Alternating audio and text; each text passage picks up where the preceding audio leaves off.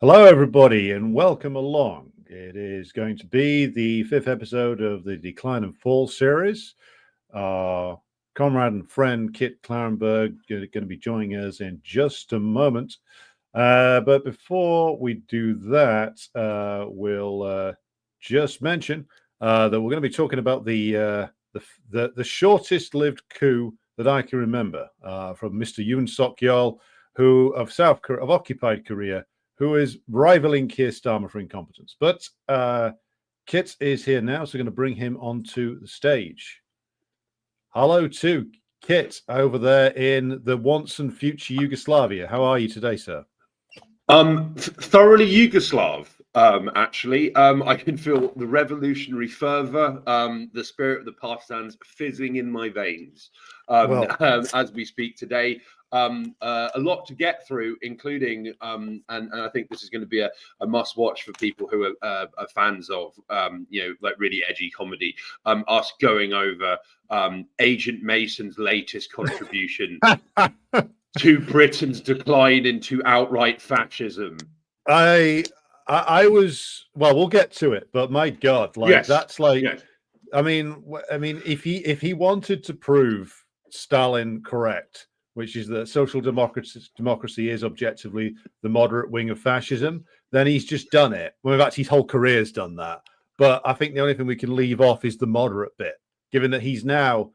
Well, we'll come to it. I don't want to spoil it, but we have. Well, just as a related point, I suggested that I considered Azov Regiment in this day and age a kind of centre-left social democratic green party, because they're indivisible actually. Apart from the iconography, everything that they say is the same. Basically, yeah. Yeah, but we will get to Agent Mason has now embraced his inner Oswald Mosley, and we will be looking at that later on. It's barely even an inner anymore. But we will begin today, Kit, with the resurgence of, shall we say, a classic of the past in many respects of British operations, which is, of course, the renewed assault on the Syrian government from the various Salafist forces that have been gathered in Idlib, and their assault on, and they believe their successful taking of Aleppo. Now, this, of course, is work this is what you've been covering for a number of years, along with your colleagues at the Grey Zone, including various aspects of the dirty war on Syria, including the faked gas attacks and other things. But I wanted just to start off by getting your take on this in terms of the motivations for doing this now and who is ultimately calling the shots here. Because some are saying this is like purely Erdogan's idea. I don't think that that's correct. I think that Erdogan is an agent of other forces. And if you look at the sheer amount of debt and weakness that the Turkish economy carries with it and who controls that debt, you can see who ultimately calls the shots here with regard to Turkey's decisions. And it ain't the guy sitting in Ankara. It's the people who have sponsored his career in London and Washington. And in fact, somebody shared with me, I'll have to share it back with you, a talk Erdogan gave at some horrendous think tank in London where all of these slime bags were falling over themselves to say what a great statesman he was. So it's clear to me that this is a Washington and London initiative, but what's your take? Yeah, sure. I agree, and I think that Erdogan is a very, very, very useful fool guy. The Turks have a particular reputation for being slippery and untrustworthy. In my experience, Turkish people are lovely, actually. The point is that Turkey has occupied since the end of the Second World War and the start of the Cold War this particular position geopolitically where the government can basically get away with doing whatever it likes internationally because it's given it's given carte blanche by token of not going communist, not going socialist, and remaining a reliable NATO ally. whereby it is given an enormous amount of carte blanche to basically do what it likes by Britain and America. However, Britain and America, of course, exploit that carte blanche themselves, and use Erdogan as a cutout or front person or send out, as it were, to do their dirty work for them, in the knowledge that the risk to them, let alone the risk to Erdogan, is actually usually quite small. Now, I do think that Turkey was involved in arming and training HTS, which is this effectively Al Qaeda / ISIS. Although there is as ever a welter of think tank operatives on hand to talk about how these people have significantly moderated in recent years, and they've given up the cause of head chopping and stoning women to death and banning people from smoking, and they're actually this professional fighting force and a legitimate alternative to Assad. Now, I also think, though, that this is still nonetheless quite risky for Erdogan. I think his reign is coming to an end. He is actually pretty unpopular. He has already massively undermined his credibility, not just in Turkey but regionally, both in the Muslim world but also in my neck of the woods, where Turkey was attempting to build alliances with numerous governments, including my own, the Serbian government. And I think that his all along he has played this double dealing game of facilitating and abetting the Zionist genocide in Gaza, while making all sorts of bombastic rhetoric publicly about how, well, if Hezbollah is struck by the Zionist entity, Turkey will invade Israel and all this other stuff. Quite clearly, this latest flare-up of violence, and it has been, and as we'll get into, it's been quite remarkably successful. That really caught Russia and the Syrian Arab army much reduced from its size and strength in 2011 by design, by surprise. But it was quite clearly coordinated in order to bog down the axis of resistance, damage a key source of sponsorship and support and financial backing and material backing for Hezbollah in the form of Syria, and just more generally assist this bogus ceasefire between Israel and Hezbollah, which Israeli ministers have openly stated is about us regrouping, rearming, and getting ready, and effectively waiting for Donald Trump to get into office, because then the gloves are even further off, having already been off before. But Trump has promised to end the already virtually non-existent restrictions and delays on giving Israel military equipment. This is a sideshow, and I also think that that in the spirit of these things, Syria is the one that got away. And from the West perspective, from the Anglo-American perspective, this can never be forgiven. Never, never, never. In the same way as we've discussed many times, that Britain has this visceral, fanatical hatred and obsession with trying to break up Russia because they've tried it before and failed. So it's sorry, go on. Go ahead. Yeah, I'm just sharing the New Statesman article, which basically proves the point you're just making there, Kit, that they apparently whoever this clown John Jenkins is, that Syria provided Russia and Iran an opportunity to turn cynical opportunism into high policy. So what's the difference between cynical opportunism and high policy, Kit? Is it when somebody else does it other than Britain? Yes, that is the dictionary definition, and I think that this particular article is very, very, very interesting, because it's a rare modern day example of, how they used to that it used to be openly discussed in the US about how we quote unquote lost China. Yes. Well, I mean, I think this is like a very, very, very flagrant kind of admission that the West, quote unquote, it is perceived within London and Washington that we allowed other countries to take control of a country we wanted to control. We allowed that to happen, and this is this dreadful, failure and moral, moral obloquy arises from letting this country, quote unquote, get away and not be subject to total Western domination. So that perspective is interesting, but there is a particular quote in it that I think is very, very, very striking, which it discusses how this is written by a long-time British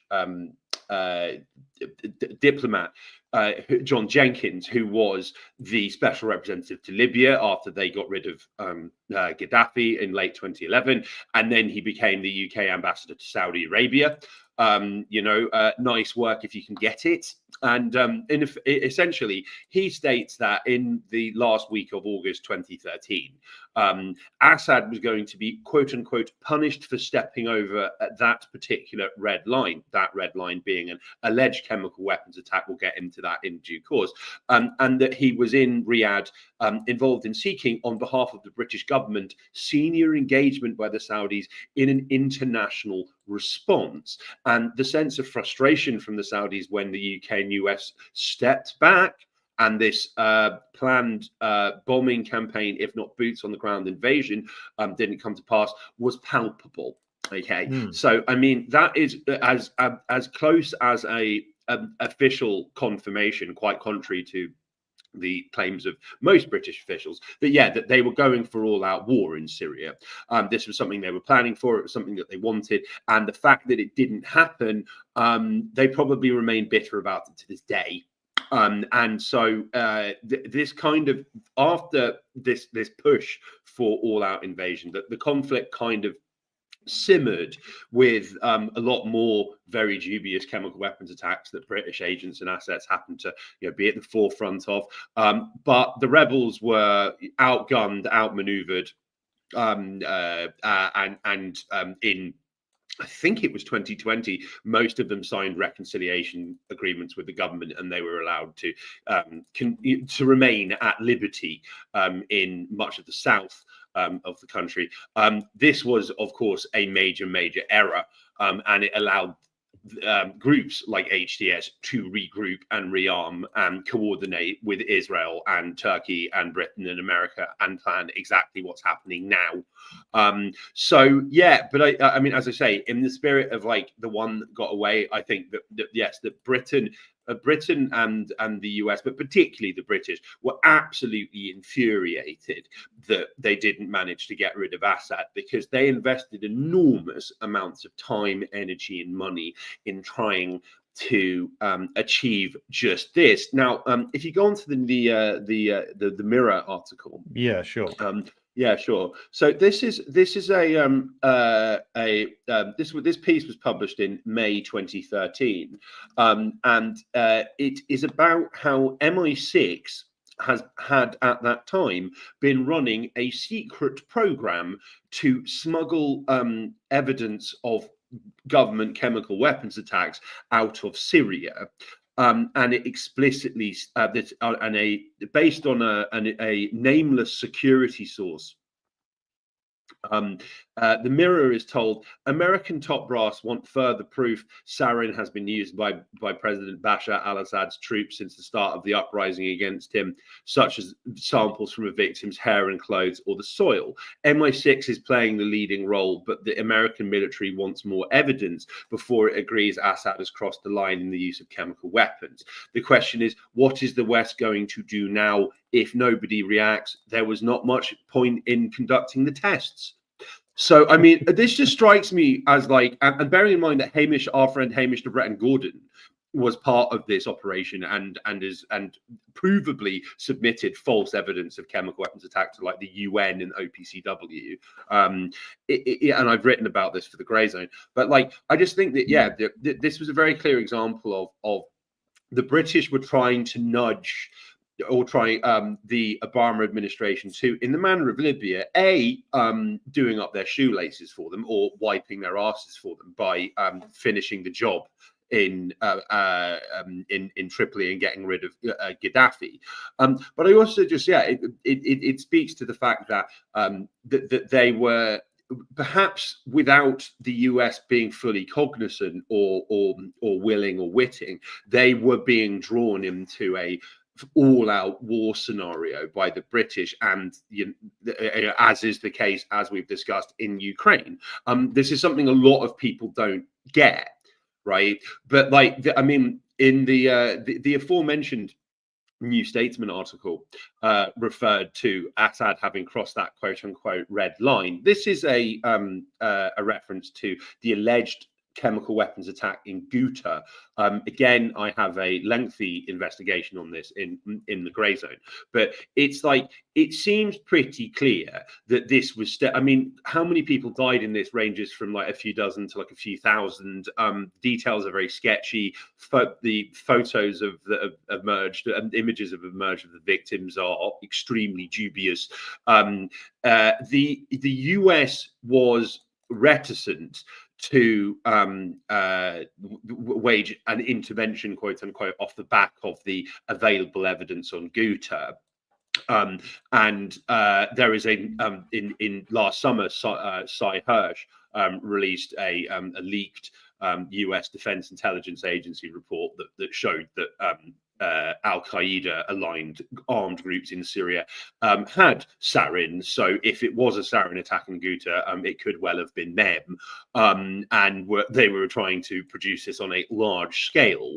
But yeah, it's what was rather forgotten at the time was that the US was dragging its heels on this. There were like nameless officials saying the intelligence isn't a slam dunk. That German intelligence claimed that it had intercepted communications which showed that Assad neither ordered nor had any prior knowledge of the attack and didn't approve of it subsequently. Didn't think it didn't endorse it. And so there you have the kind of British like kind of stood there with their dicks in their hands thinking, well, what can we do? And then they have this parliamentary vote on direct intervention, which lost. The government was defeated pretty resoundingly in that. And many parliamentarians expressed the concern that yes, that this will just become another Iraq, and then we'll never get out of it, and it will result in lots of destruction and death that we could rather do without. And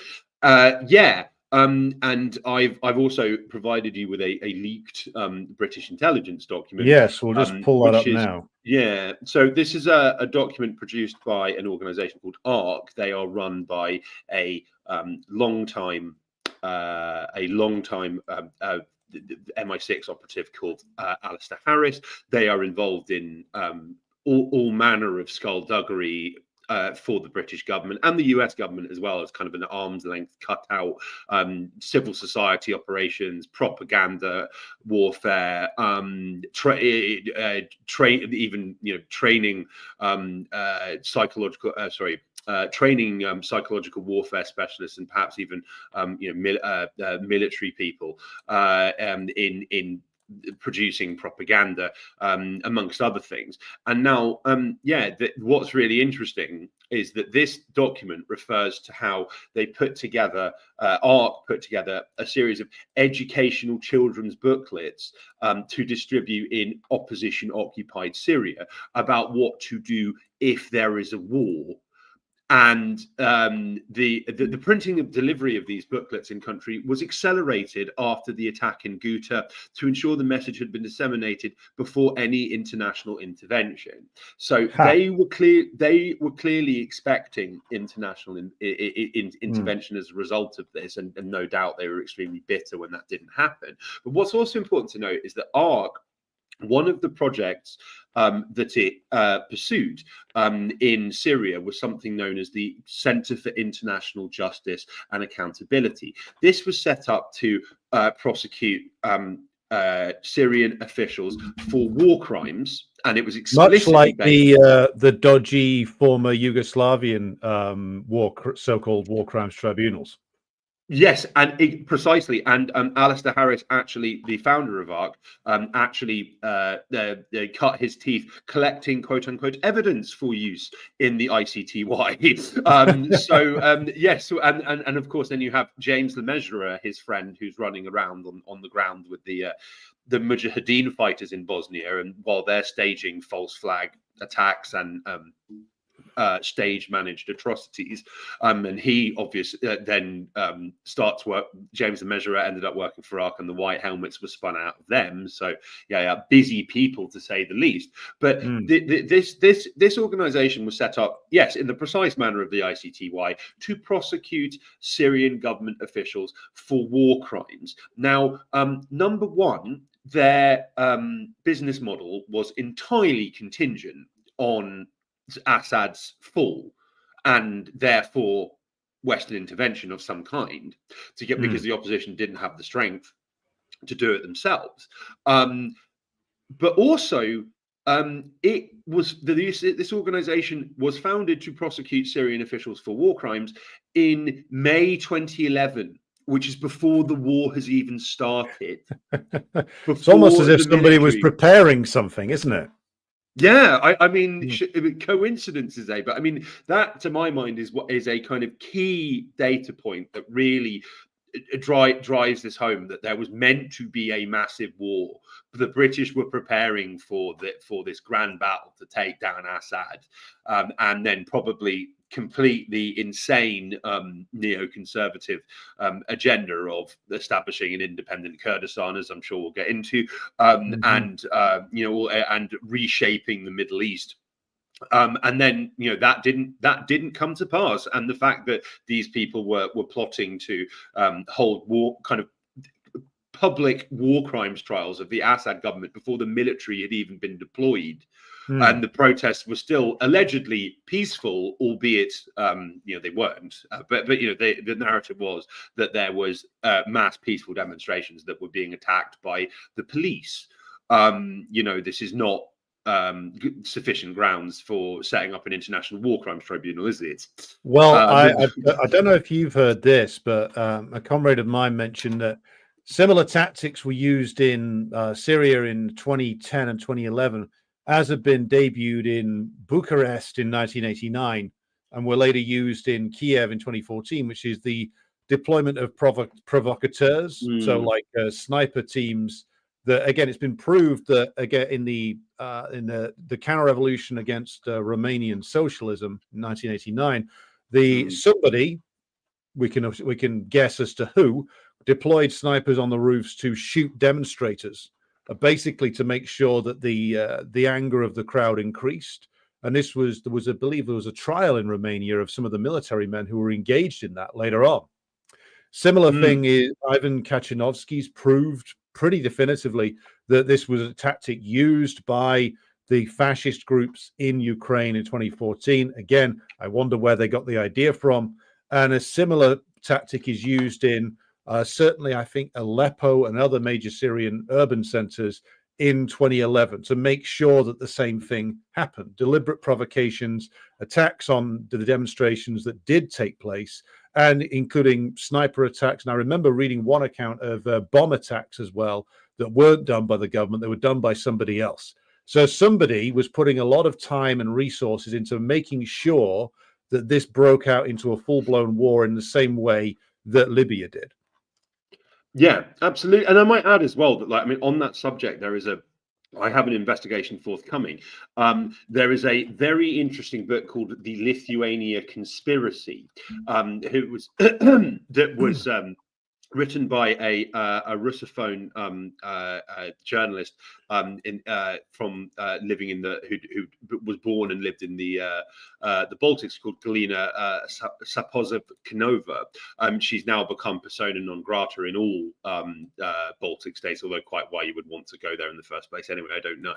But she has this book based on extensive interviews with both people on the Soviet side, but also the Lithuanian nationalists who went on to form the post-communist government in Lithuania, and some of them, such as Audrius Butkevičius, who we've discussed before, now play a role in the Ukraine proxy war and are pushing for mad escalation and working with Chris Donnelly and hatching all sorts of plans to blow up Kerch Bridge, etc.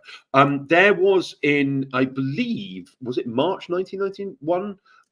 The TV tower massacre in Vilnius. Yeah, so it's like what's quite interesting is that so effectively, no, this was January 1991. So in this book, Butkovicius, who was a student and friend of Gene Sharp, who was the kind of color revolution king, he admits that we effectively lured the Soviets into a trap. So we got in the entire world media to the site of this mass protest at the Vilnius TV tower. It's this rather grand kind of Space Needle style building.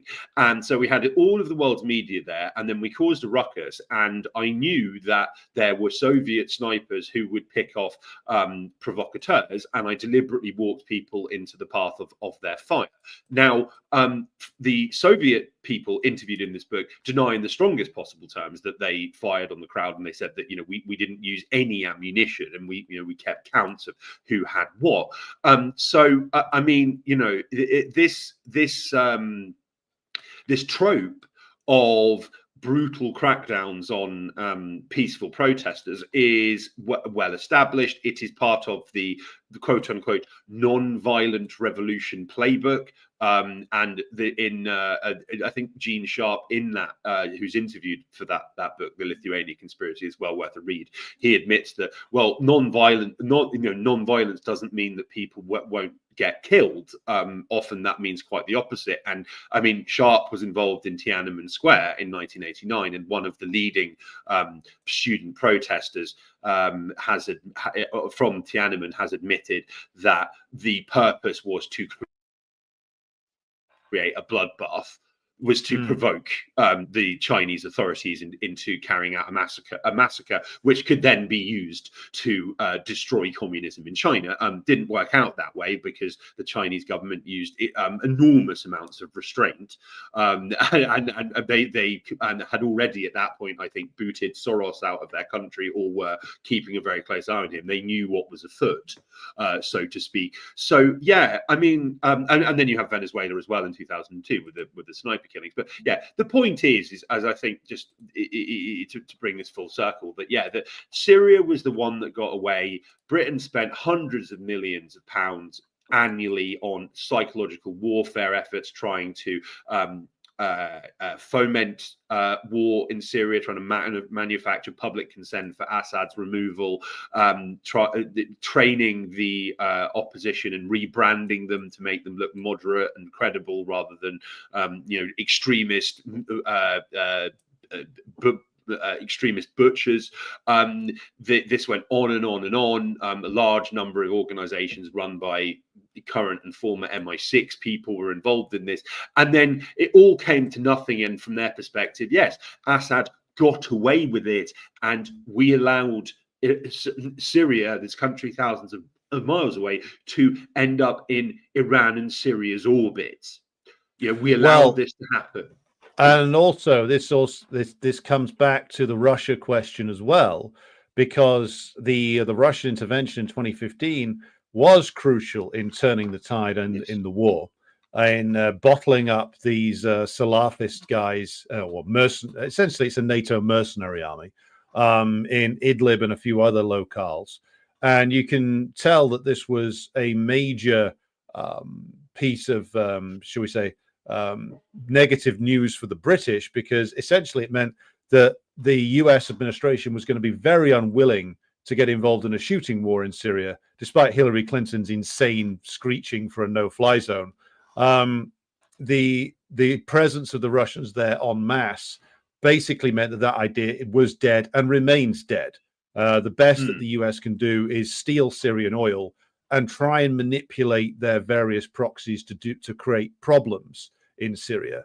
So, for instance, the relationship that the US has with the Kurds in the north of Syria, which I wanted to mention, I would put it akin to the relationship that the British used to have with the Assyrians in Iraq. which is you have a national minority there with a long-standing national question that has not been completely answered by the various different governments that have existed there, which the British move in and exploit. And they make all kinds of promises to the said national minority. We've got your back. You fight with us. I mean, the Assyrians, they recruited them into the British Armed Forces in World War I, and immediately afterwards they used them as a police force in Iraq, basically to suppress the Arab nationalists and Iraqi independence fighters. And then ultimately, when the British priorities changed, they pulled out and left the Assyrians pissing in the wind, and they got repressed by the subsequent Iraqi governments. The same is going to happen to the Kurds ultimately, following what I would identify as a disastrous 30-year plus association with US and British imperialism. And I remember this being on TV in the early 90s when I was a kid, just after the Gulf War. Jeffrey fucking Archer was there in northern Iraq, going on about how much he loved the Kurds. The only thing that guy loves is money and prostitutes and lying. That's the other thing. So he was. Well, I mean, he's a standard Tory, of course, but I mean, I think that didn't he like start some kind of charity or fundraiser? Yes, and just kept all the money. That wouldn't be a surprise, given his track record. So I was going to say as well, I watched a very old, it was around the time that he got busted for perjury. And there was a very detailed, it might have been a Newsnight or a Panorama. It's a documentary about the rise and fall of Jeffrey Archer, and it's just amazingly savage and scathing, and very incisive in a way that that you wouldn't see now at all. Where it was very detailed about all of his kind of lifelong scams, affairs, dodgy dealings, and insider trading, etc., etc., etc. This has been rather forgotten as well, that the Kurds were at the absolute forefront of Trotskyist turn neocon arguments for why the Iraq War was a moral war of liberation. Crusade. Yeah, it was this moral crusade, and I think Christopher Hitchens, that wine-soaked ex-Trotskyist popinjay, he stated that he shifted from being very anti-war and very famously mocking pro-war figures during the Gulf War, because he visited Iraq after the conflict and he started talking to some Kurds who had a poster of George H.W. Bush on their van. Yeah, I wonder why they got it. He said, and he said, and then in that moment he realized that they had helped liberate or start a process of liberation for these people. And then, of course, yes, the Kurds have, in the manner of the Assyrians, repeatedly been sold out. They were told to march on Iraq and finish the job on Hussein for them, and at the last minute the US and the British pulled their support and the Kurds got massacred. They have been used as foot soldiers. They have been held up as when something rather forgotten as well is like how in certain quote unquote left circles in Britain, being all in on the Syrian revolution was like a real thing for a lot of people, and it wasn't just psychopaths like Oz Kataji, who the former vice writer turned rabid interventionist. But yeah, there was and to this day there remain a lot of people, including people who contribute to Jacobin, who are very signed up to believing that Rojava is this oasis of democracy and freedom, and is building this communist utopia, and meanwhile it's like overrun by the CIA and MI6 and has continued to serve as a key hub for their operations in the region.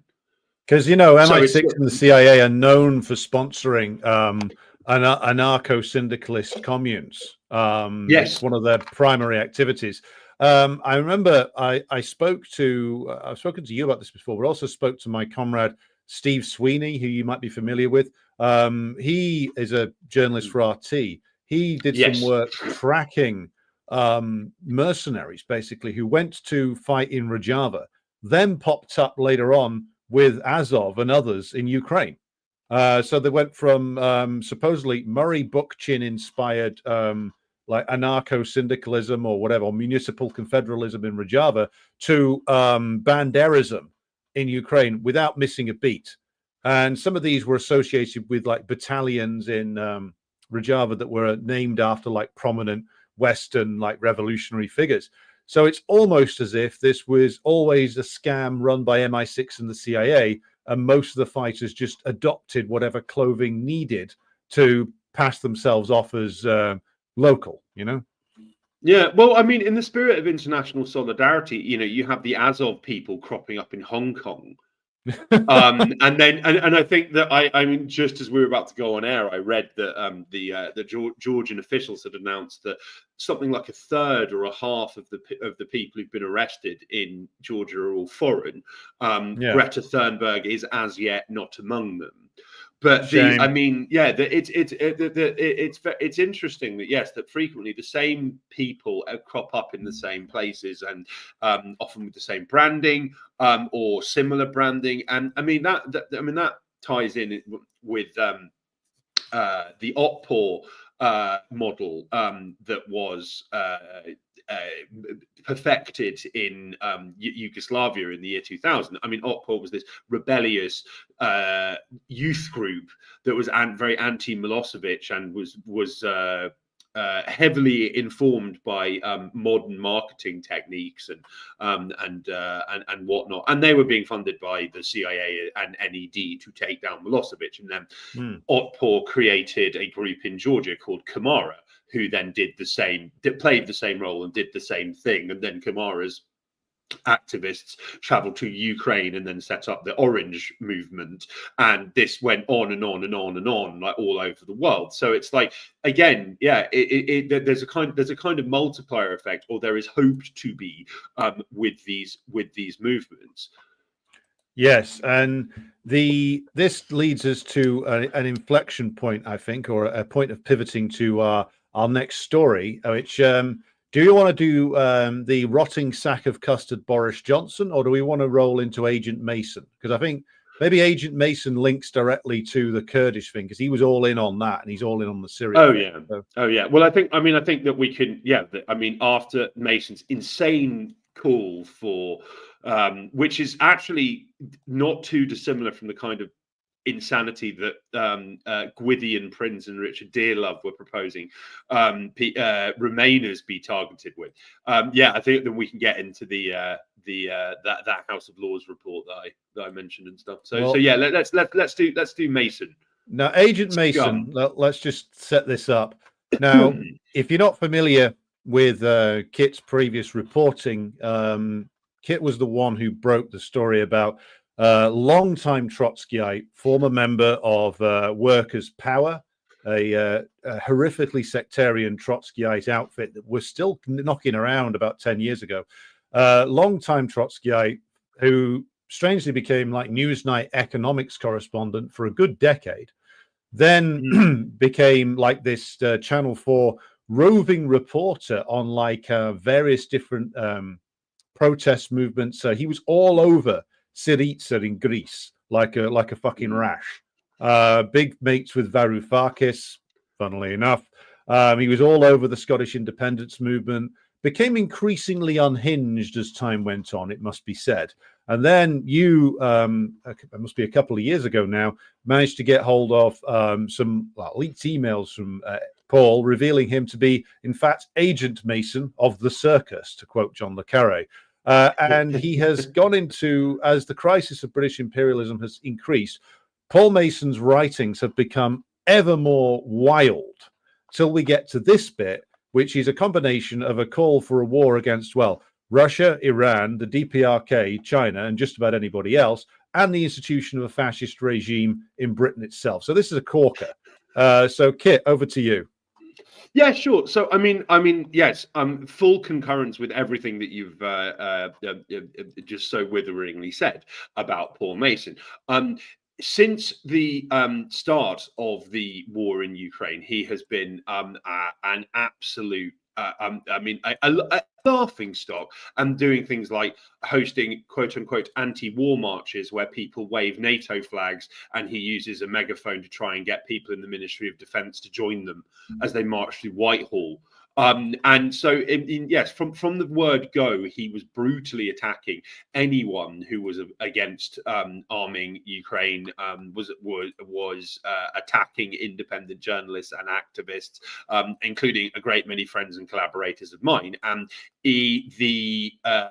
in many quarters, it was speculated that he was an asset of some kind. So imagine my shock when the Grey Zone received a large number of leaked emails sent to and from Paul Mason sent to and from Paul Mason and his MI6 handler Andy Price, in which they discussed all manner of dastardly schemes to try and take down the Grey Zone and publicly shame and deplatform, censor, financially ruin people who were opposed to the proxy war in Ukraine.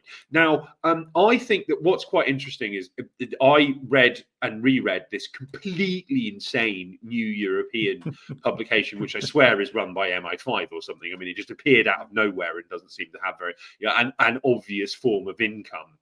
But anyway, the point is that in the wake of the Grey Zone reporting on Paul Mason's leaked emails, he said, "It is a completely ludicrous suggestion that I'm involved in some secret underhand campaign to destroy the left or to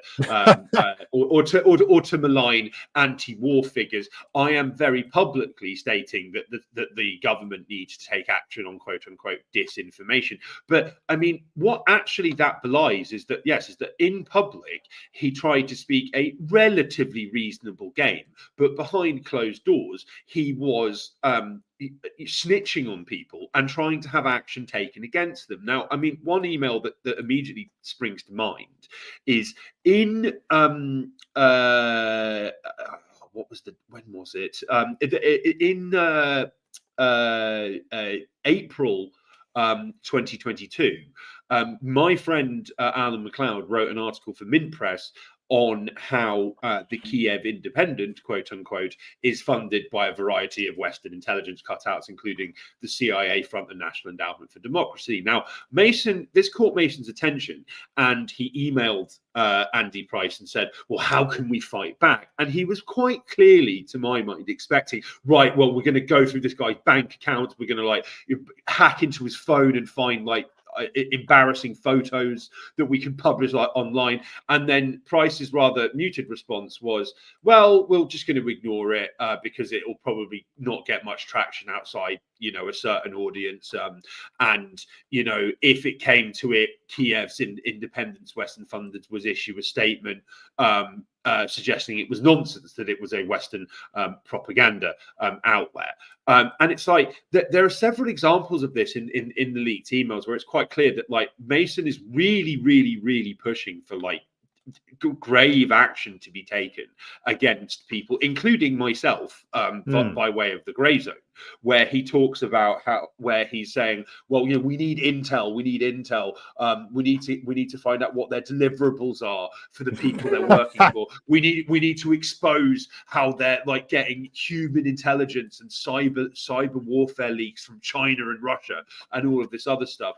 And then he's frequently disappointed when people don't seem particularly on board or are saying, well, we have to go through these legal channels and we have to report them to this, we have to report them to the police, or we have to approach the Department for Culture, Media and Sport, or we have to email MPs about this, do this stuff by the book. Like he wanted to go all out and really ruin people's lives. I mentioned Gwydion Prince. I mean, he was talking about, quote unquote, putting the frighteners on Joyland Morgan, the rather controversial pro-Remain lawyer, but the and very pro-trans as well, for whatever it's worth.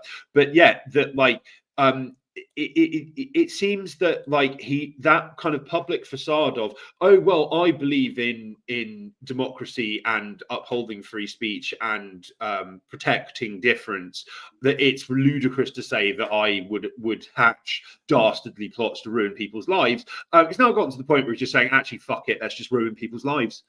You know, let's just do it. And I think that and let's go all out on this. And I think that that closing paragraph from the article that you posted on Twitter. There's a closing 2 paragraphs that I do want to read to the audience here, just to it's 3 paragraphs because there's a series of ravings that are pretty much inconsequential. Then we get to the meat of the issue. So I'm going to read this. I'm not going to do it in his faux working class accent, even though that would be funny. I'm going to do it. I'm going to do this straight. But here we go. Here's Agent Mason. We are up against an alliance of evil people, Putin, Xi, Khamenei, and Kim, who only become rational when faced with hard power. He says the word hard a lot in this article. I wonder if he's got a bulk order of Blue Chew that's just come in or something. The United Kingdom has hard power to wield, and since the soft power does not seem to be working, we need to be thinking about hard options. And Paul's about to tell us what those hard options are, but not until he's taken his medication. We could deploy UK anti-aircraft batteries to Ukraine. We could send our military trainers to Ukraine to resume Operation Orbital, which we suspended once the war broke out.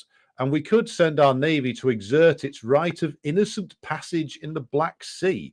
I am certain that doing so would trigger a chorus of concern from well-meaning people, but it's better to start having the arguments now. Our enemies are escalating their threats against us, though, and we didn't choose to live at a time like this. We must respond to it. Now, I want to pause there, Kit, because there's a series of things that he says there, which I'm thinking are a combination of insane fantasies and lies. So, for instance, if you stick British anti-aircraft batteries in Ukraine, right? The Russians are just going to find them and blow them up. And the Russians can blow them up with missiles that they can fire from many, many hundreds of kilometers away. So that's a stupid, insane idea. The other point, he says, sending British military trainers to Ukraine. To my knowledge, they're there already. They've not left. Yes. So, well, I mean, I was just going to say really quickly on that point. There was a report recently, which I mean, I laughed at the headline for a variety of reasons, where it said that it was reported that 12 British Army officers had been injured in a car pileup in Estonia. And I think that like and of course in the 1980s, when the IRA would kill a SAS or MI6 operative in Northern Ireland, this was reported as a car accident in West Germany. Yes. So it's like, I think it's quite clear that actually these 12 injured British Army high rankers were probably the last people left alive after a Russian military strike. Or a Russian missile strike, such as the IRBM response to Ukraine using Storm Shadows and Scalp against targets deep inside Russia. So, yes, they're already there. Yeah, they never left. I mean, this is a ridiculous suggestion. It's like, and it's not just Britain. The French have had casualties there that they've had to acknowledge. There's a long list of like Americans who've had similar, very unfortunate accidents. It reminds me of Polish as well. Apparently, quite a number of Poles, including senior military officers. So the idea that they're not there is completely stupid. But the idea that they're going to, the Royal Navy, which, as we've talked about before, is falling to pieces, is going to sail gloriously into the Black Sea as if this was 1857, and lay siege to Sevastopol again. Like, how are the Russians going to be intimidated by a naval force which even British military insiders admit has aircraft carriers that don't have any planes, that don't work, that are gonna get decommissioned anyway. So like, where's this? I mean, this is just a fevered fantasy like that he's coming up with here. Even like the British military high ups know that this can't happen. So what's he doing in writing this other than being indulged by like his MI5 and MI6 handlers? Yeah, I mean, I do think it's like it just seems like a desperate like last. I mean, a lot of the framing of the article is, well, I mean, Putin is, despite everything, winning, and so, you know, well, it's time to pull out all the stops. And I think that this is like some desperate attempt to try and get centrists who are probably sick of the war and want it over and understand that it's unwinnable quagmire to expand their imaginations. You know, like let's do something really bold here. Come on, guys, like let's get behind this, because otherwise the Russians are going to roll all over us. And it's just like, but it's like we have had actually nearly 3 years of people saying this publicly anyway and doing it in private, like we've discussed. Like Project Alchemy had all sorts of this secret Ministry of Defense created military and intelligence cell that was coming up with all sorts of wild ideas, and many of which seem to have come to fruition, such as the creation of a Gladio style partisan army to blend in with with crowds in Russia, and quote unquote occupied territory, and carry out assassination, sabotage, terror attacks, and that sort of thing. You know, that I recently in there was a little notice, and I'm writing this up at the moment because I thought it was astonishing, and I think we've discussed that there is this Ukrainska Pravda article on the failure of Krinky, which was this attempt to seize a beachhead. And yes, we did discuss this last week, this attempt to seize a beachhead in occupied Kherson. And then the Ukrainians just fed wave after wave after wave of ill-prepared, ill-equipped Marines, some of whom couldn't even swim, into this just relentless Russian artillery and flamethrower fire to seize this strategically pointless village, because they had, and this was all plotted by the British, and the British had filled the Marines' heads with ideas that this was going to be like the Normandy landings and D-Day, and they were going to march on Crimea once they got there. And this carried on for 9 months. They carried on sending people on certain death missions to carry out these fantasies. So, like, it actually, all of this stuff that he's saying is not new. It's not particularly radical, but I think it's just gotten to the point where someone like Mason, who clearly has, in every way, ideas above his station, it's just like, all right, well, the gloves are off now. I mean, let's, you know, much like Kenny Everett at that Conservative Party conference where he's like, let's bomb the Russians. Like, you know, I mean, we've gotten to that stage of kind of farcical, well, you know, we've just run out of ideas here. So, you know, nuclear war it is. Yeah, with the amazing British submarines that don't fire missiles that don't go anywhere, and are fixed with super glue.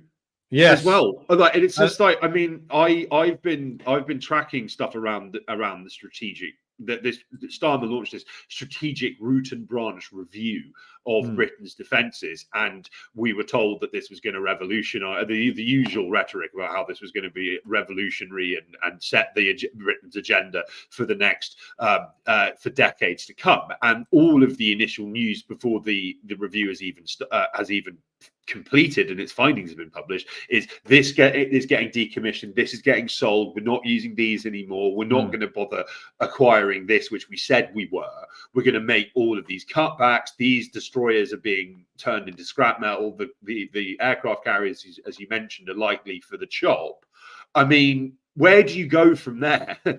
Where you go is you recruit more foreign mercenaries and get them to do the dirty work for you. But I want to get to this final passage here because I feel like I'm feeling very targeted by this final passage. I must say, Kit. At home, We could roll up every Putinist intermediary, every Chinese communist money laundering network, and every Iranian-sponsored crime network. I'm not familiar with those. A few nail salons and shisha restaurants might close, and the cocktail bars of London's Shepherd Market might be quieter, but nobody could mistake our intent. Now, that to me, aside from the fact that I think he's talking, I feel, as I said, I'm feeling very targeted right now. As a Putinist intermediary, Chinese money launderer, and Iranian-sponsored crime agent, I like to have free incomes. But Yes. the point about this is like this is actively like calling for like essentially a police state. It's calling for the British government to fully use all of the very dictatorial powers that it does have at its disposal, and by the way, it has always had at its disposal from its earliest origins, and to essentially roll up and arrest everybody who is seen to be as a Putinist, a Chinese agent, or some sort of Iranian-sponsored crime network, whatever the fuck he's referring to there.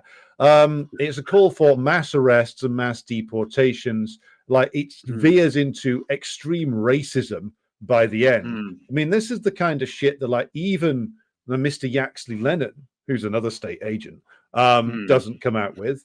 Even like likes of Nick Griffin would have hesitated before saying some of this. This is full-blown like fascist ravings that he ends this on. In, of course, the very respectable New European, which is read by like centrist dads over their muesli before they cycle to work. So your reaction then, Kit, to Paul throwing off the final mask and revealing the face of Oswald Mosley underneath?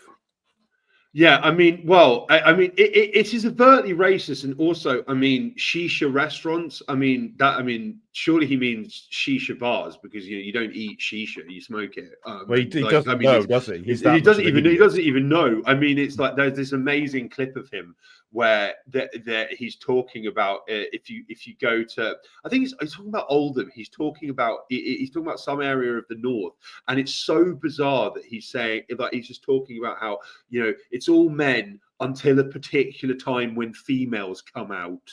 And like, it's very, very, very bizarre. But yeah, I mean, he's clearly not someone who's got his finger on the pulse of culture, particularly. I mean, what relevance Putinist intermediaries, Chinese communist money laundering networks, and Iranian-sponsored crime networks have to cocktail bars? I'm not sure. I mean, maybe he's got some of that intel he was trying to dig up. But it's like, I actually think that this is. I mean, you mentioned how Nick Griffin and Tommy Yaxley Robinson, Lennon, Stephen Yaxley Lennon, or whatever his name is, would flinch from coming out with this kind of rhetoric. I mean, it is usually the quote unquote respectable voices who like get away with this. So I was reminded reading this of Martin Amis, who was this. I mean, this now deceased and god awful postmodern author. I mean, and he was absolutely rabid neocon. In 2008, he came out in an interview. Just quite openly said, I will quote, "There is a definite urge, don't you have it, to say that the Muslim community will have to suffer until it gets its house in order. Not letting them travel, deportation, curtailing of freedoms, strip searching people who look like they're from the Middle East or from Pakistan, discriminatory stuff until it hurts the whole community and they start getting tough with their children." And he justified this kind of thuggish fascist rhetoric by saying, "Oh, it was just a thought experiment." But like, I mean, the Sam Harris excuse. Yeah. Oh, yeah. But this is like so, and this is almost what Paul Mason is saying.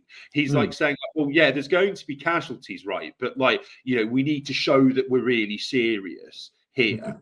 And actually, I'm reminded, it's like, it doesn't, screw the consequences and screw the optics of this. We need to show the mad mullahs of Tehran and the KGB and the Chinese communists that we're serious. Even if we can't back it with anything, we need to show that we've got our eye on them.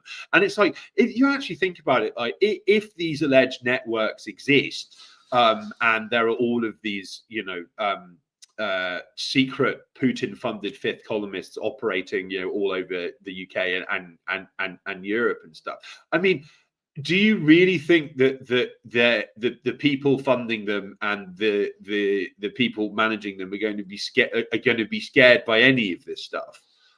And I'm also reminded of how like MI5 during the Cold War didn't crack down when it was spent the enormous amounts of time, energy, and money trying to crack down on Soviet funding of British political organizations. And they found like 2 or 3 tiny organizations that had like 4 members, and they didn't even bother exposing it because they thought the money would just go elsewhere and it would create more work for them. So they carried on spying on people, knowing that they were getting this quote unquote Moscow gold and talking a big game about it publicly, but actually doing nothing about it because it was more hassle than it was worth. Well, the other point is, and you were right to raise the point about like people like Amos and that the respectable people can always go further.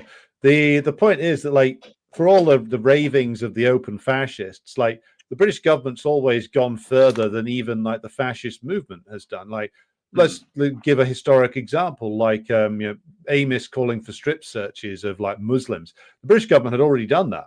They'd already done that in as early as the 1970s, when like increased numbers of migrants were started to arrive from predominantly Muslim nations. It was the Labour government in the 70s that instituted virginity tests on women coming from Southeast Asia who were coming here saying they were going to be married. The government of James Callaghan instituted virginity tests on them when they came into the country. So the Labour Party had already done that. As to like targeting their children, I mean, Amos was sort of behind the curve. The British government was already doing that through the Prevent program, which is essentially a police state spying operation run through the public sector, which encourages teachers, doctors, and other public officials to rat out people who use their services who are displaying extremist views. And that's principally targeted at children. So, like all the shit that like these mad right wingers come out with, the respectable British establishment's already doing it in many respects. But talking of men deserving of no respect, I want to flick briefly to multiple guests on the show. And Boris, I want to extend this invitation now. Boris, if you want to come on and hash out our differences, let's do it. If you want to come on and promote your book, we'll have the argument here and now on the Decline and Fall show. I doubt you'll accept my invitation, though. But we return to multiple guests and a man who, unfortunately, I share a name with, Alexander Boris de Pfeffel Johnson, who recently made a rather stunning confession and confirmation of, your reporting, Kit, on the Ukraine war. And that is, of course, his recent interview promoting his apparently dire memoirs with The Telegraph. I've got this time-stamped, so I'm just going to go to the bit where he makes his confession. So here we go. Here's Boris. That was a nightmare for Ukraine. We've had the delay on the permissions for the ATACMS and the Storm Shadows and the Scarpies and so on. The Germans refusing to give Taurus. I mean, it's been pathetic. I get back to my earlier question. How we are? Let's face it. We're waging a proxy war. We're waging a proxy war, but we're not giving our proxies the ability to do the job. And for years and years now, we've been allowing them to fight with one hand tied behind their backs, and it has been cruel. Right. I'm going to just pause it there. So, confirmation from the oaf's mouth himself. The rotting sack of custard has belched forth the truth that we are fighting a proxy war, but we're not giving our proxies enough to win, which is a pretty much standard whinge of imperialists when they start losing a war, going all the way back to General Westmoreland in the Vietnam War, complaining about, well, we're fighting with one hand tied behind our backs. The goddamn pussies in Washington won't let me nuke, northern Vietnam, etc. But Kit, in nice of Boris to confirm all of your reporting on the Ukraine question there, wasn't it? Yeah, I mean, I am thrilled by this, and I think that it validates what I've been reporting on for almost as long as the conflict has been going, and also more material in the Grey Zone's possession that we will be reporting on. I mean, I think it's just that in the manner of Syria, actually, I mean, this is something that a lot of people miss. But yes, it has, as we've discussed many times, been the British who are pushing for major escalation on this and are somehow baffled, irritated, and flummoxed that the US isn't all in on this, right? And I think that from this could well be Johnson going into business for himself in terms of well, he's stating publicly what the US is actively denying and has long denied that this is yes a proxy conflict, in the hope that the US will go, oh well, actually yeah, you're right, like it is, and we're going to go all in on this thing finally. Right? Yeah. Like, you know, and it's there is a point I've made many times, but it does bear repeating, is as insane as quite frankly stupid as many elements of the US imperial brain trust are, there is enough sense, particularly within, say, the Pentagon, because you know they're the ones who make decisions about whether American soldiers go and fight and die overseas, and they're actually often quite reticent to do that for a variety of reasons, not least because they don't really have the muscle for a major conflict at all at this stage, and they know it. Is that, like, when Boris Johnson in April 2022 flew to Kiev and met with Zelensky, in the lead up to this, he was calling the alleged massacre of civilians in Bucha that was found after Russian forces withdrew under the terms of this peace deal that they were on the verge of signing with Zelensky. He openly stated that this was an indication of genocide, and that well, we don't negotiate with genocidaires, and we're going to be moving to impose more sanctions and more penalties on the Russians, and we're going to keep this going. So already before he flew to Kiev, he was effectively stating, I'm going to sabotage this. And the British government was central to hammering home this ludicrous nonsense that dead civilians in the streets of Bucha, who may well have been killed by Ukrainian shelling of the town, or died in the crossfire while Russian and Ukrainian forces were fighting over it, was indicative of genocidal intent by the Russians. Britain's shadowy, spy-infested counter-disinformation unit has openly admitted that it began policing content related to Bucha online and trying to censor and suppress anyone or anything which suggested that Bucha was anything other a mass murder, a deliberate mass murder by Russian officials. Now, at the same time, there was a US Defense Intelligence Agency official, and the DIA is usually quite, as I mentioned, you know, like reticent and sober in its analysis. A nameless DIA official told Newsweek that well, yeah, like this is quite clearly the dead in Bucha could have just been caught in the crossfire. This is absolutely not what genocide looks like, and quite frankly, it's created this awful effect on negotiations, because it means that the Ukrainians are being pushed to keep this going. You know, it's resulted in this skewed vision of the war publicly, and it has sabotaged peace talks, and this is not a good thing. So I mean, we have to ask ourselves whether, yes, Boris was going into business himself then as now in order to try and get the US involved. But I mean, at this stage, as we've discussed, I just think it's just gotten to the point where it can't be sustained any longer. No, I mean, and this ties in with what Mason was saying, and it's just like it is. there have been a number of reports, and we'll get into a particularly striking one in due course. But there have been a number of pretty much official British and American government reports recently, which have acknowledged that the British military, it does not have the US empire does not have the muscle. It doesn't have the wealth. It doesn't have the ammunition. It doesn't have the vehicles. It doesn't have the most crucially of all, it doesn't have the it doesn't have the defense industrial base to replenish what's been sent to Ukraine at any speed or scale at all. And I think that this is what a lot of people miss when Starmer, for instance, made his insane pledge that we will support Ukraine for as long as it takes, and we will send them $3 billion annually. A lot of people were quite rightly up in arms about this, these vast sums being sent to prop up this collapsing proxy now admitted proxy war quagmire. But like, what does that even mean? Like, Starmer could say, "I'm going. Well, we're going to send 10 trillion."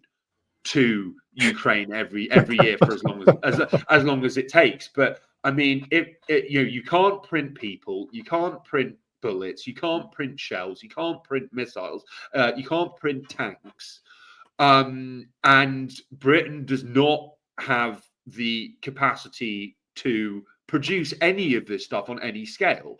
And yes, there was it cropped up on my radar quite by accident in a Financial Times article recently. There is a House of Lords report. Yes. Called. I'll bring that up now. Yes, please do. Called Ukraine, a wake-up call, and if it's based on extensive consultations with military veterans and think tank apparatchiks and other figures. And yeah, I mean, it is very, very, very open about the fact that Britain's fantastical quote unquote commitment to retaining global influence is based on military aspirations that are completely unrealistic and unaffordable, which is to say complete fantasy. And I mean, and this is bearing in mind, I mean, this is the entire report, which is not very long. I think it's worth reading in full. I've got something forthcoming on this from my website, but it's like it's just over and over again. The point is made that like Britain, in terms of preparedness at a societal, state, and military level, it couldn't sustain quote unquote conventional war fighting at any scale for any length of time. They don't have the capabilities to sustain a hot war.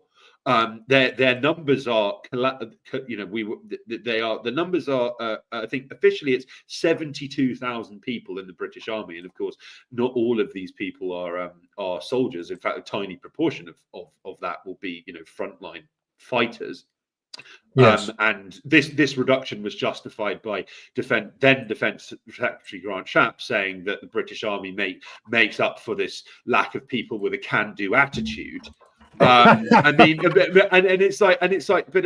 there are also, there are people like Nick Carter, who was Britain's Chief of Defence Staff and was harshly criticised by the American military officials for his time serving as a commander in Afghanistan, and apparently he showed a gross lack of concern for subordinates.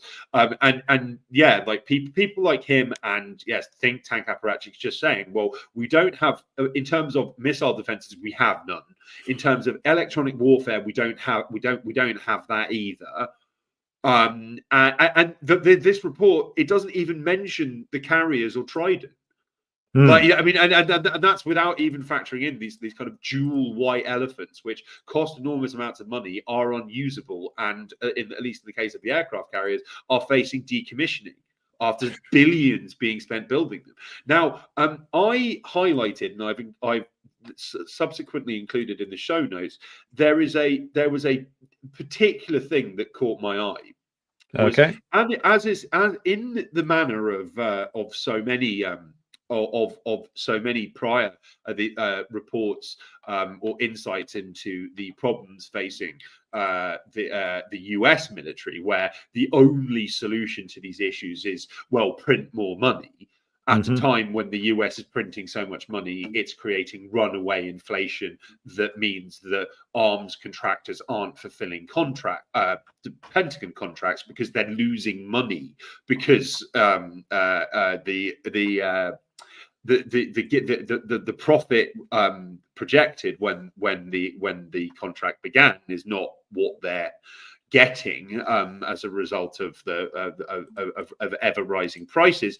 And so there are a number of expert witnesses who likewise said, well, I don't actually really know how we can rebuild Britain's defenses, but there was this pair of people, one of whom is Stepan Stepanenko, who is the director of research for the Forum for Foreign Relations, and he's part of the Belarusian opposition. And then there is the retired Major General John Holmes, who is this long-time SAS operative. So he earned awards for quote unquote gallantry and leadership in Northern Ireland and Iraq. So we can imagine how many people he's personally murdered. That's what you get it for. Yeah, absolutely. But it's like it effectively there's at the very end of this pair's evidence. They are asked, well, how can we rebuild British manpower? And they state, well, bearing in mind that the total British armed forces their total number is lower than the number of seats in Wembley Stadium. Okay, they state that yes, well, this needs to be rebuilt very, very, very, very, very quickly. And one of the ways that we could do this is that we could initiate airsoft rifle clubs under the supervision of army personnel. This could serve as a practical measure to familiarize the British public with basic weapon maintenance and operation. Just to stop you there, I believe, you sent me some leaked footage of the British Army trying this out. So I will now share that with the audience. This is very exclusive, never seen before. This is, I believe it's Prince Harry overseeing the training here. All right. What are you doing? What are you doing? What the heck? Yeah, that's Prince Harry's new army corps going into action. I think you'll find it's going to be a great success. Don't be fooled by the accents. They're only pretending to be American teenagers. Those are actually hardened SAS veterans. So this just really quickly. I just think that this is probably not too far off what would happen if you were to go into the average British high school with a bunch of SAS veterans. It's what we would have done. We'd have just shot each other with the airsoft guns and then run off for a smoke, and that would have been it. Yes.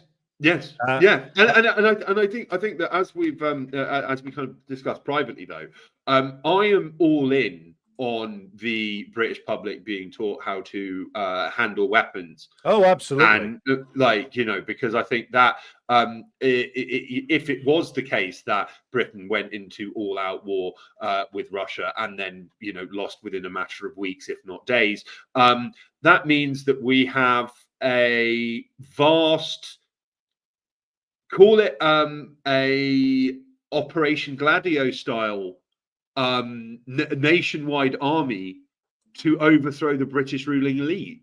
Well, that sounds quite attractive. This sounds great, and we will all be volunteering for this when the British ruling class decide to do it.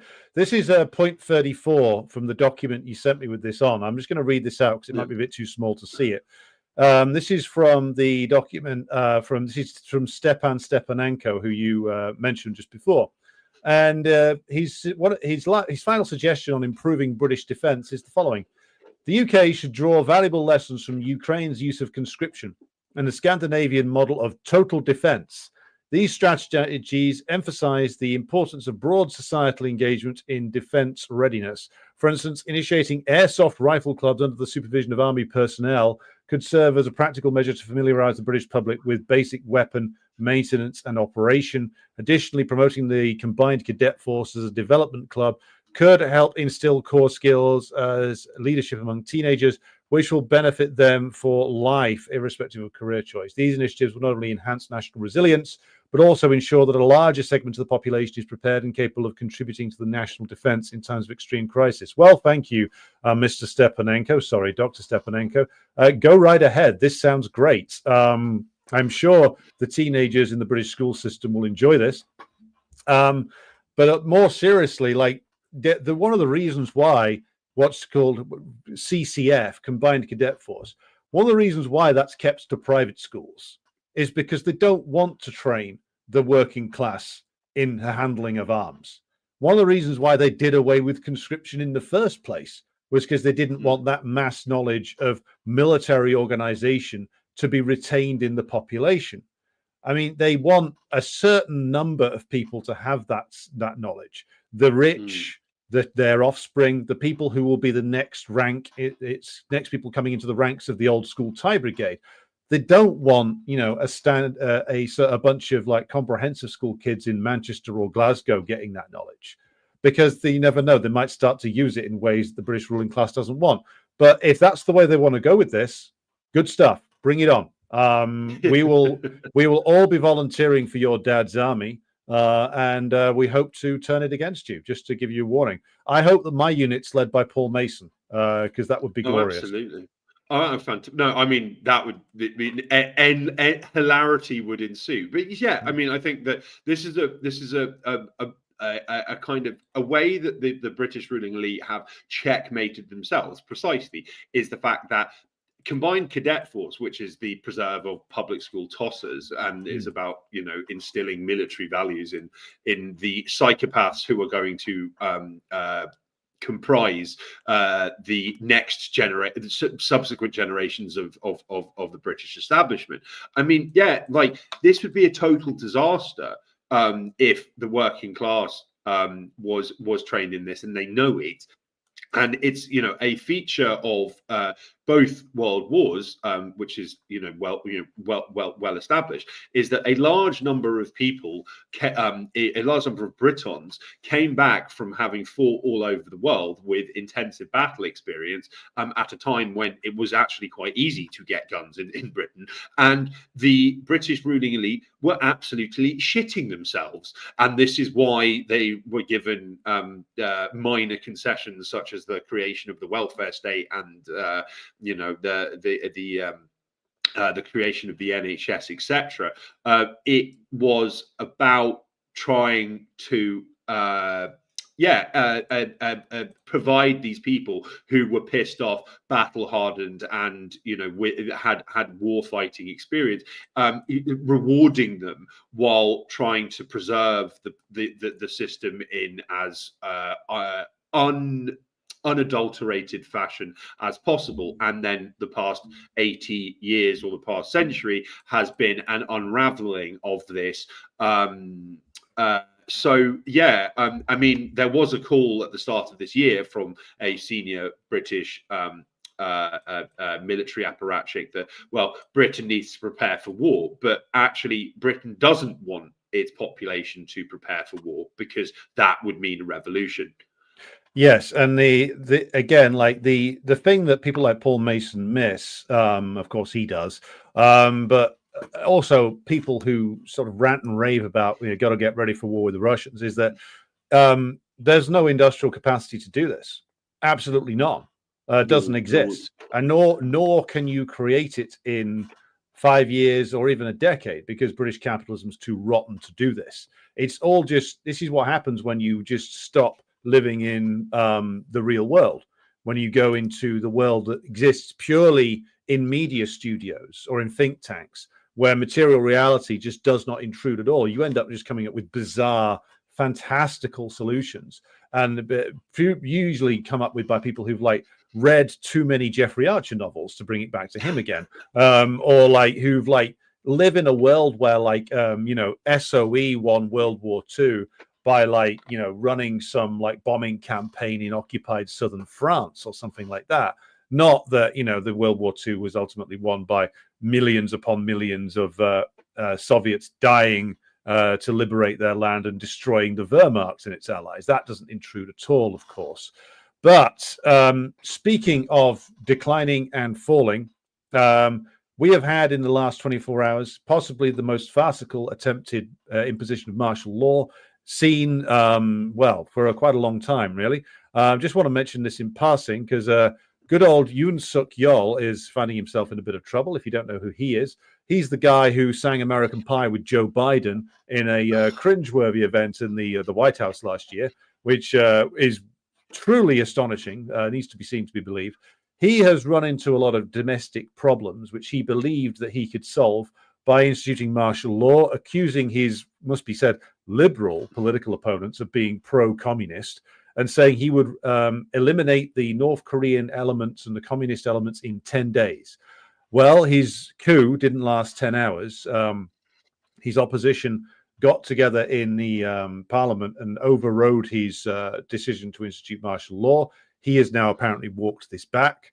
There is now the Korean Confederation of Trade Unions have declared an indefinite general strike until he and his collaborators resign from their posts. So this is the most farcical thing I've seen in quite some time, and we're not quite sure as to what the US was doing in the mix here.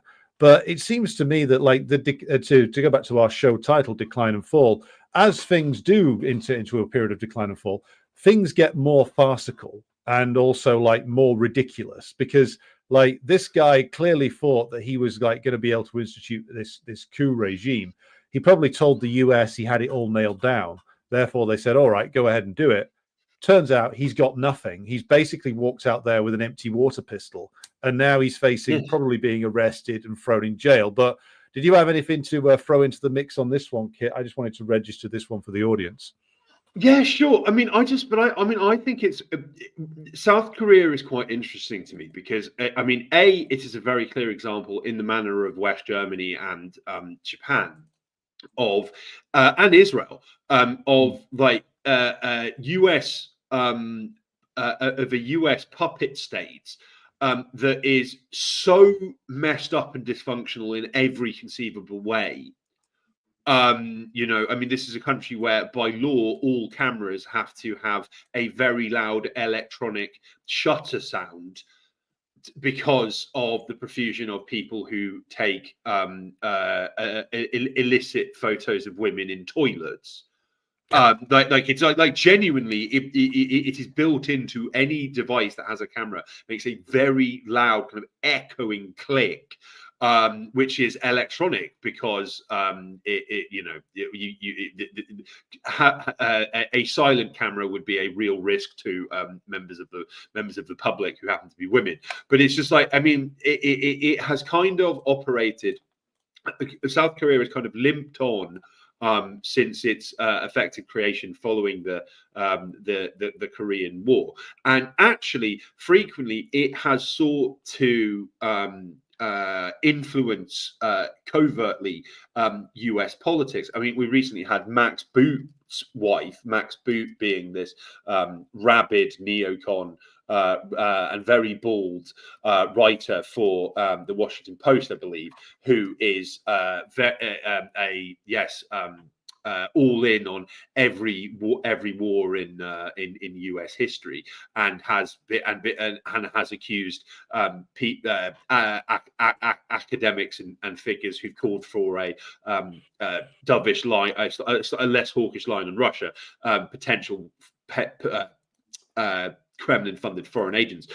His wife was recently indicted for taking payments to write pro South Korea op-eds, amongst other things. But it's like, yeah, that like South Korea. I think the thing is that South Korea knows that actually its days are effectively numbered, and it is unsustainable in its present form. It's kind of awaiting the day when the US effectively throws them under the bus and pulls a Vietnam or an Afghanistan and basically just leaves them to it.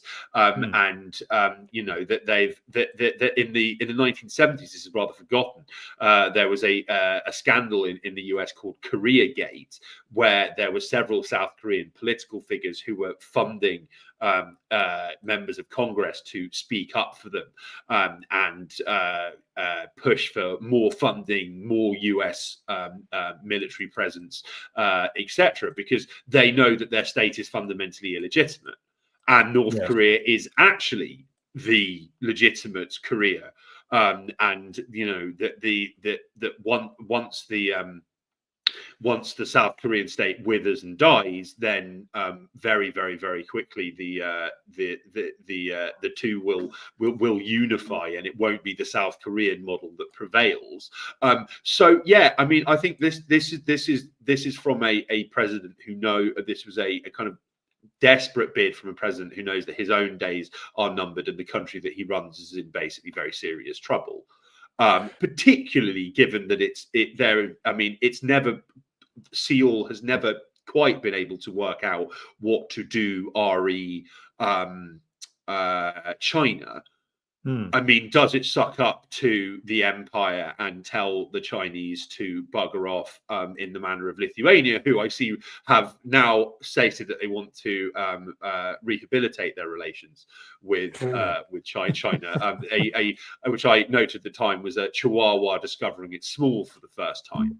And it's like, well, you know, are you going to irritate and provoke and shut yourself off from your vast neighboring country, which is a huge potential source of trade investment from which North Korea is benefiting, despite its international isolation, or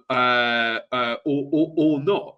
They're in a really tricky spot, and it's just it just strikes me as just total desperation without any real clear objective in mind beyond the hope that people would go along with this. I mean, it's like the shortest burst of martial law in history, I think. I think he's broken a record, like the shortest lived dictatorship ever, which is, I'm sure Keir Starmer could probably match him for that. But we'll see where that develops into. By this time next week, he'll probably be in prison, which would be a very funny thing to analyze then. But final thing on the agenda for today, Kit, which is, of course, it's not just the British Empire, which is declining and falling and it's completely dysfunctional. The French, very much our co-criminals when it comes to a lot of imperialism, are also in the shit and are declining fast. And this, of course, refers to, I'll just call up the story here, the decline and fall of the afterlife, the neo-colonial period of the old French Empire. And this was something that goes back to the time of Charles de Gaulle.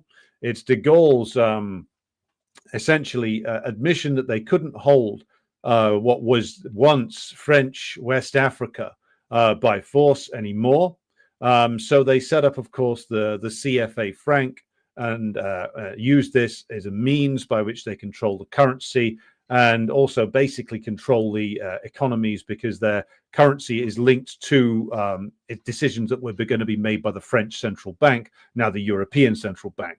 And this was their way of maintaining control over places like what was once called Upper Volta, now Burkina Faso, Mali, Chad, Senegal, Ivory Coast, etc. Now, recently, there's been a series of revolutionary Pan-Africanist military uprisings in all of these nations, in Mali, Burkina Faso, and Niger, principally, that have thrown off the puppet regimes run by the French, and also now kicking out the Americans as well. So why don't you go ahead and take it away with this one, which is the latest, which is that even Chad, which was regarded as a bit more solid for the French, is going to look to kick out the French. And the final point I'll make is that they're kicking out the French military, which is a decision that Niger, Burkina Faso, and Mali have made, because the French military's justification for being there was, oh, we're fighting terror. We're fighting terrorists. But of course, everywhere the French military went, strangely enough, more Salafists seemed to jump out of the ground. And the problem became worse the more Western troops got deployed there. Funny how that works, isn't it? Yeah, absolutely. And I think, like, I mean, I just in a kind of cross-pollination plug. I interviewed this Senegalese academic called Ndongo Sambo Silla about a academic paper he recently wrote on the called very bluntly, "The Crisis of French Imperialism in Africa."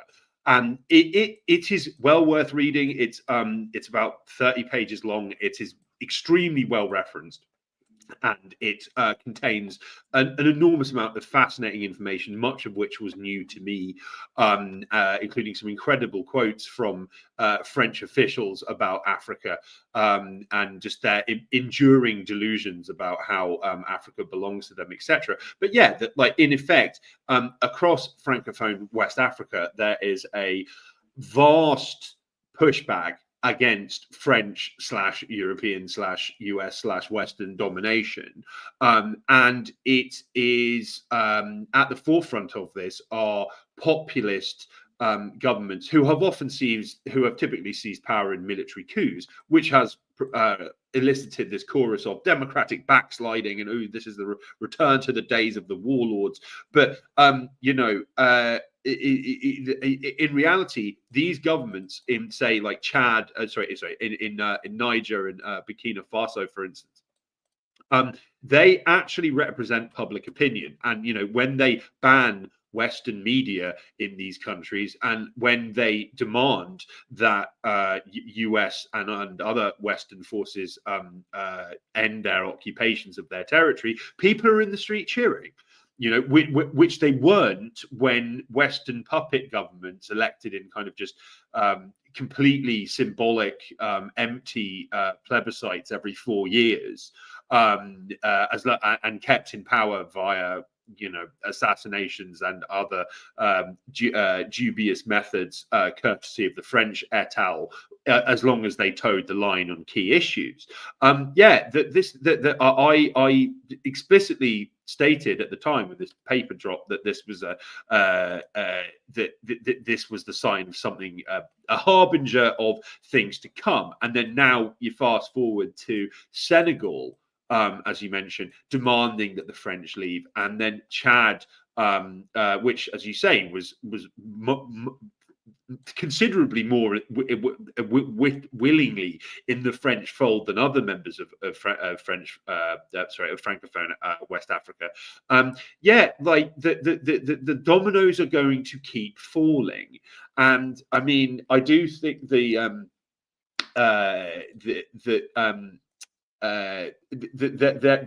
is likely to be a pushback against this from France, because they are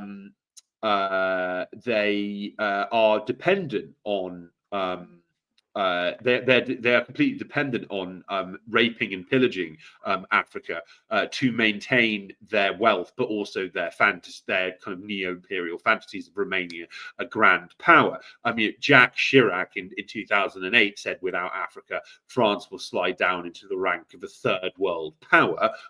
He wasn't wrong. And then there have been multiple official French government reports on how Africa is our future. And that paper, I might have previously mentioned on the show, but it has this incredible quote in it where a French general states, well, ultimately, it's not the Russians or the Chinese who are going to be helping Africa and lifting Africa out of poverty and instability. It's us, the historic protectors of Africa. And it's like, right, so actually, this is the perspective, and I'm sure that he was being sincere and forthright in terms of this is actually his opinion. But yeah, that perspective is probably more widespread. But it's like all of this poverty and misery and instability, which is a direct result of Western meddling and imperialism, which growing influence of China and Russia in Africa is neutralizing, or at least countering and offering an alternative to. Like, we're the ones who are going to solve the problems that we ourselves create in order to rape and pillage without anyone getting in our way. That's quite extraordinary. So I think there was probably going to be a fight back against this, but again, in the manner of Britain and the US. I mean, with what? Yes, There's certainly not going.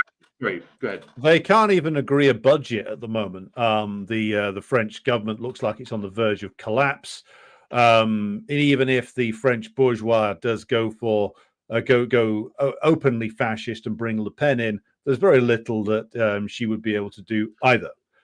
This is the end of the game, basically. This is where 100 years plus of decaying imperialism leads us to, which is that those who have been subjected to imperialism in places like Mali, Niger, Burkina Faso are not going to take it anymore, and there's nothing that they can do about it.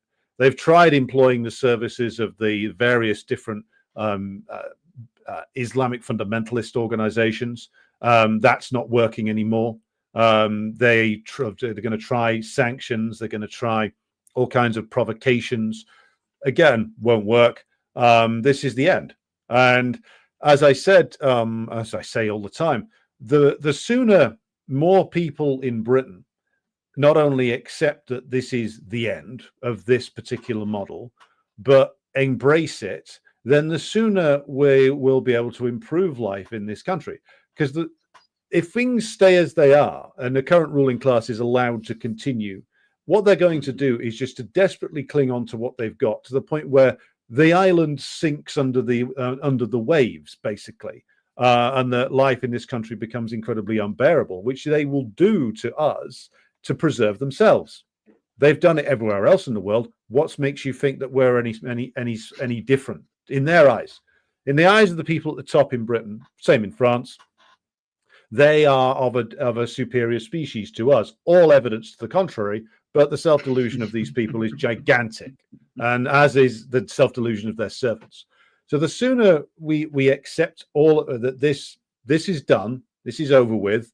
The way forward now is to actually stop the ruling class leeching off other countries, ripping off other countries. Then the sooner we redevelop our own and stop engaging in menacing other nations. Much better for everybody, apart from like the less than 1% of the population that deals in this kind of parasitism, which is why they employ the services of all these people that we talk about to go out there and lie to everybody and foster delusions about what is possible and what isn't. Game's over. Let's embrace the new order here, everybody, because there's no future with this. Whether you're French or you're British or American, this is coming to an end.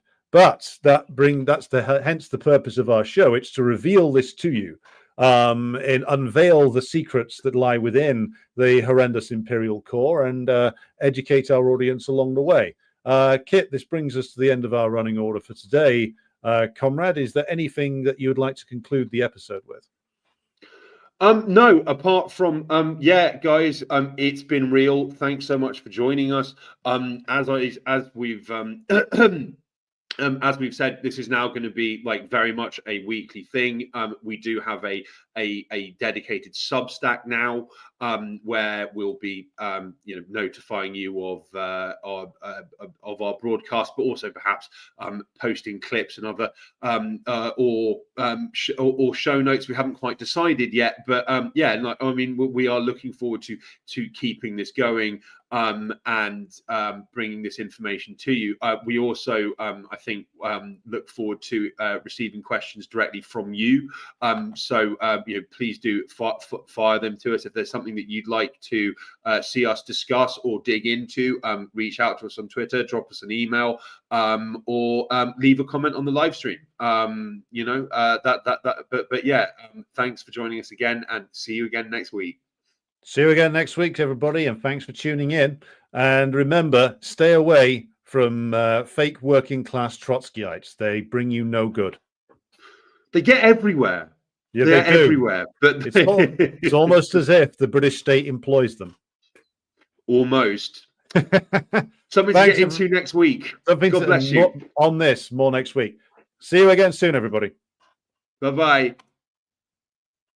All right, everybody. That was the latest episode of Decline and Fall.